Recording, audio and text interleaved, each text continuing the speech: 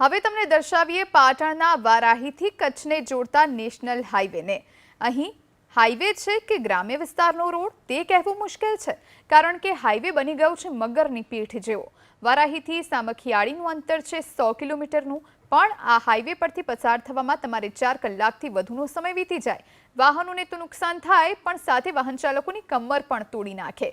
આ હાઈવે પણ 3 સ્થળે ટોલ ટેક્સ ચૂકવવો પડે છે। મોટા વાહનોને 3 ટોલ ટેક્સ પાસ કરવા 1500 રૂપિયા જેટલો તોતિંગ ટોલ ચૂકવવો પડે।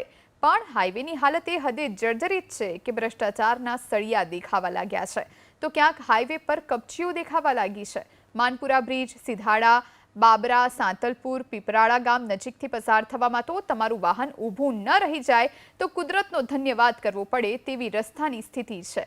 ખાડા માર્ગને કારણે વાહનોનું મેન્ટેનન્સ વધી જાય છે, તો ડીઝલનો પણ ખર્ચ વધી જાય છે। હાલ તો વાહન ચાલકો ત્વરિત રોડના સમારકામની માંગ કરી રહ્યા છે।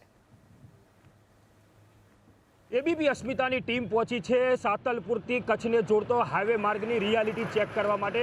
આપને હું દ્રશ્ય બતાવવા માંગીશ। આ દ્રશ્યો જોઈ રહ્યા છો તમે, સાતલપુરથી જે કચ્છને જોડતો જે નેશનલ હાઈવે છે તે નેશનલ હાઈવે તમે જોઈ રહ્યા છો, જે મોટા મોટા ખાડા પડ્યા છે ને ખાડા પડવાથી અહીંયા અકસ્માતની ઘટનાઓ સર્જાતી હોય છે। હાલ તો આ હાઈવેને મોતનો હાઈવે કહીએ તો પણ ચાલે એવું છે, કેમ કે અહીંયા થોડાક દિવસ અગાઉ જ એક ટ્રક ડ્રાઈવર જે પોતે નીકળતો હતો ને તે ખાડામાં પટકાવાથી તે પોતાનો કાચમાંથી નીકળીને તે પોતાના જ ગાડીના ટાયરના અંદર આવી ગયો હતો ને તે મૃત્યુ પામ્યો હતો। એ દ્રશ્યો હું તમને બતાવવા માંગીશ કે જે દ્રશ્યો છે તે સિધાડા નજીકના જે દ્રશ્યો છે, અહીંયા જ એક્સિડન્ટની ઘટના બની હતી। જે ટ્રક ડ્રાઈવર જે આવી રહ્યો હતો ને તેને ખાડો દેખાયો ન હતો ને ખાડામાં ગાડી પટકાઈ હતી ને પટકાવાથી તે જ પોતાની ગાડીમાં આવી ગયો હતો ને મોત નીપજ્યું હતું। એટલે કહી શકાય કે જે નેશનલ હાઈવે ઓથોરિટી છે, જે ખાડા પૂરવાનું જે કામગીરી કરવી જોઈએ તે કામગીરી ના કરવાના કારણે આજે અહીંયાથી પસાર થતા હજારો વાહન ચાલકો હેરાનગતિ ભોગવી રહ્યા છે। ઘટના બન્યા બાદ તરત જ નેશનલ હાઈવે ઓથોરિટી જાગ્યું હતું ને રોડ ઉપર મેકઅપ તો કર્યો હતો, પરંતુ તમે જોઈ રહ્યા છો તમામ મેકઅપ છે તે પાછો ધોવાઈ ગયો છે તેવા દેખાઈ રહ્યા છે। એ કહી શકાય કે નેશનલ ઓથોરિટી હાઈવે છે તે પોતાનો ટોલ ટેક્સ તો પૂરેપૂરો ઉઘરાવે છે, પરંતુ જે વાહનદારો છે, જે અહીંથી પસાર થતા જે વાહન ચાલકો છે એમને જે સર્વિસ આપવી જોઈએ તે સર્વિસ ના આપવાના કારણે અહીંયા દિવસોના કેટલા અકસ્માત નાના મોટા સર્જાતા છે અને ક્યાંક ને ક્યાંક લોકોને જીવ ગુમાવવાનો વારો આવતો હોય છે।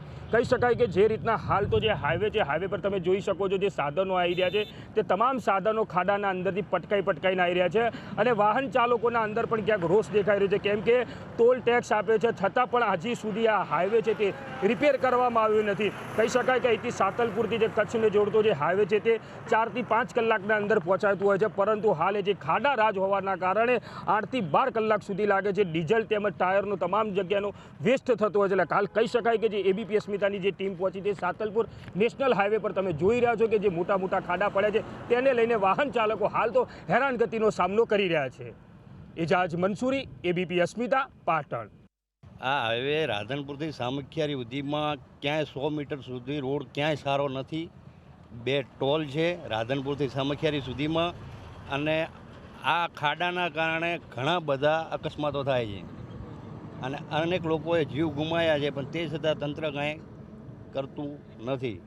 હાઈવે સાહેબ આટલામાં તો એટલો બધો ખરાબ છે કે સાયકલ ચલાવવી હોય તો મુશ્કેલી છે। મોટી ગાડીની તો વાત અહીંયા જ રહી, પણ સાયકલ ચલાવવી હોય તો એટલી બધી મુશ્કેલી છે કે વાત મૂકી દો ને। આટલામાં તો એટલા બધા એક્સિડન્ટ થયા છે। આ 1 મહિનાની અંદર 5 થી 6 એક્સિડન્ટ થયા અને 2 માણસો એટલા મરી ગયા। કેવા ખાડા પડ્યા છે? ખાડા સાહેબ એમ કે ચાલી જ નથી શકે, માણસને ચાલવું હોય તો વિચારીને ચાલવું પડે છે એવા ખાડા, અને રોડ હા બિલકુલ તૂટી ગયો છે। સાહેબ ટોલ નાકાવાળા ફૂલ ટોલ નાકો પૈસા લે છે અને કાંઈ રસ્તા ઉપર કોઈ કામ કરતા નથી।